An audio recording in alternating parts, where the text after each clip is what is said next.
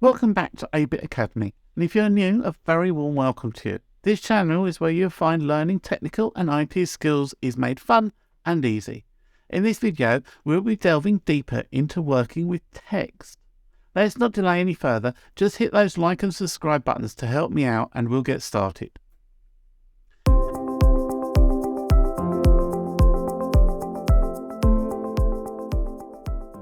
Hey there, word processing enthusiasts. In the first part of the video, we'll be diving into fonts and how to choose the perfect one for your document. Now, you may already know that Word offers a wide variety of fonts to choose from. In fact, there are dozens of different fonts to choose from, and you can access them all through the font group in the Home tab. So let's take a look at how to use it. As you can see in the image on your screen, the font group is located in the Home tab. The left drop-down box, highlighted with the arrow, allows you to choose the font type by scrolling and clicking on the desired font. On the other hand, the right box allows you to establish font sizes. If you want to increase or decrease the font size, you can use the buttons on the right of the right pane. These buttons allow you to increase or decrease the font size according to your preference. Now, if you select some text before adjusting the font, you can see the results directly. It's a great way to see what your document will look like before you commit to the change. It's important to note that the same formatting, which we'll explain in a later video, can also be performed using the font window. But for now, let's stick with the font group in the Home tab. So, to summarise, you can choose the dozens of different fonts in Word by using the font group in the Home tab. The left pane allows you to choose the font type, while the right pane allows you to establish font sizes. You can also increase or decrease font size using the buttons to the right of the right pane. And remember, if you select some text before adjusting the font, you can see the results directly. Let's look at the font window in Word and how to use it for text formatting. To open the font window, you can click on the arrow that is located at the bottom right in the group font, as you can see in the image on the screen. Alternatively, you can press Ctrl and D keys to open it up. As you see in the next image, the font window provides several options for text formatting.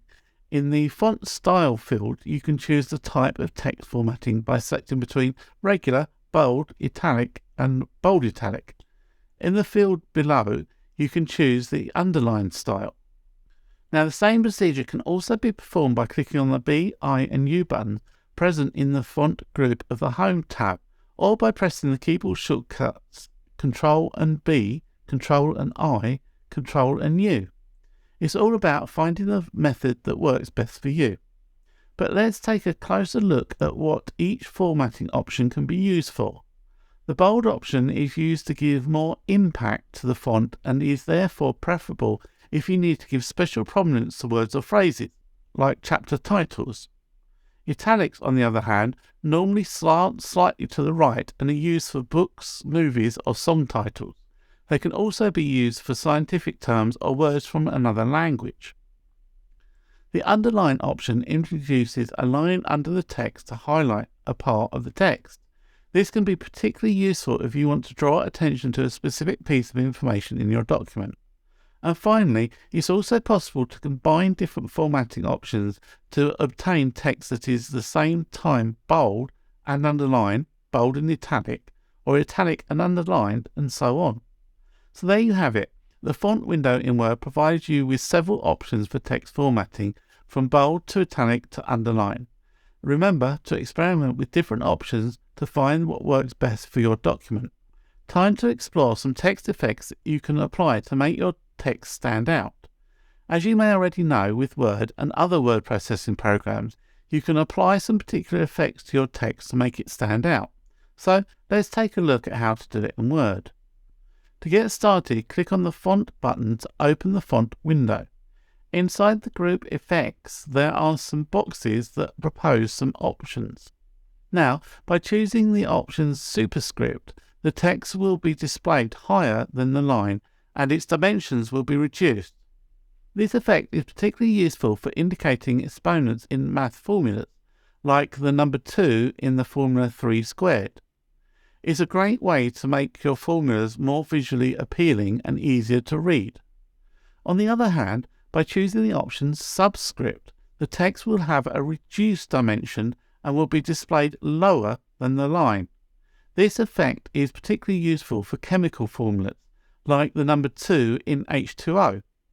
It's a great way to add some extra detail to your formulas and make them more visually engaging. And the best part is the same operation can also be performed by pressing the superscript and subscript keys from the font window. It's all about finding the method that works best for you. So there you have it. By using superscript and subscript options in Word, you can add some really cool effects to your text.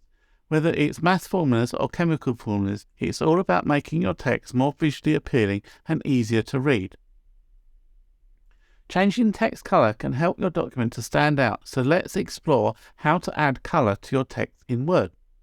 Once you've selected the text you want to color, you can open the font window. Inside the font window, you'll see an arrow to the right of the font color drop-down box. Clicking on this arrow will open a color palette, as you can see in the image on your screen. From here, you can choose the color that you want to use by clicking on it with your mouse. Alternatively, you can also choose another font color by clicking on the arrow next to the font color button on the toolbar. From here, you can choose a color from the color palette by clicking on it. And that's it. It's really that simple to add color to your text in Word. But that's not all. In the font window to the left of the font color button, you'll also see buttons for underline style and underline color. These allow you to adjust the underline used. So whether you want to add a pop of color to your text or adjust the underline style or color, the font window in Word has got you covered. In this section, we'll be looking at how to change the format of upper or lowercase letters in Word. To get started, head over to the group font in the Home tab. Here, you'll see a button that allows you to change the case of your text. Click on this button and then choose from the menu one of the available options. The first option is sentence case. This option will capitalize the first letter of the first word of each sentence, and the rest of the sentence will be in lowercase. The second option is lowercase. This option will change all the selected text to lowercase. The third option is uppercase. This option will change all the selected text to uppercase. The fourth option is capitalize each word. This option will capitalize the first letter of each word in the selected text. The fifth and final option is toggle case. This option will toggle the case of each letter in the selected text, meaning that uppercase letters will become lowercase and vice versa. Once you've chosen the option that you want to use, the changes will be applied to the text that you have previously selected. And that's it. It's really that simple to change the format of uppercase or lowercase letters in Word. Whether you want to change your text to all uppercase or lowercase, capitalize each word or toggle the case of each letter, Word has got you covered. Hyphenation is a technique used to separate some words into syllables, avoiding the presence of large empty spaces in your text. This is especially useful if you want to put the text in columns, as you would see in newspapers. To get started, head over to the Page Layout tab and choose Hyphenation. This will open a menu as you can see in the image on your screen. Here you can choose to have an automatic or manual hyphenation depending on your preferences. If you choose the hyphenation option menu, the hyphenation window will open. Here you can make other choices like formatting words in uppercase, changing the hyphenation zone, which reduces the amount of hyphenated words, and choosing the number of consecutive lines to which the command will be applied. The manual button also allows you to hyphenate word by word, allowing you to choose which words to hyphenate. Once you've made all the necessary choices, just press OK at the end. And that's it. By using hyphenation, you can make your documents look more professional and easier to read. And what if you only want to hyphenate a part of your text? No problem. Just select the text before applying the hyphenation. A hyperlink is text or a picture that when clicked takes you to a different place or page. They can be very useful in Word documents, so let's take a look at how to insert a hyperlink in your Word document. With hyperlinks, you can create links to web pages, email addresses, and other documents in a file. This allows the document reader to open the web page, file, or email by clicking on the link. And the good news is that it's super easy to do. Here's how. First, select the text or object you want to transform into a hyperlink. Then, open the Insert tab and click on the Links. Alternatively, you can right-click on the text or object and choose Link from the menu. This will open the Insert Hyperlink window, as you can see on your screen. In the Link to column on the left, you'll find different options depending on what you want to link to.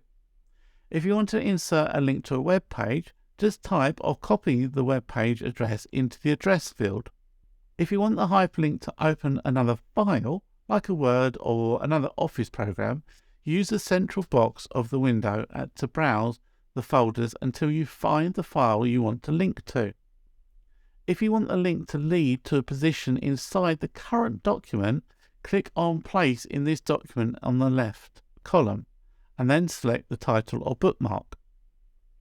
And if you want to insert a link to an email address, just click on the email address button in the Link To column and type or copy the email address into the email address field.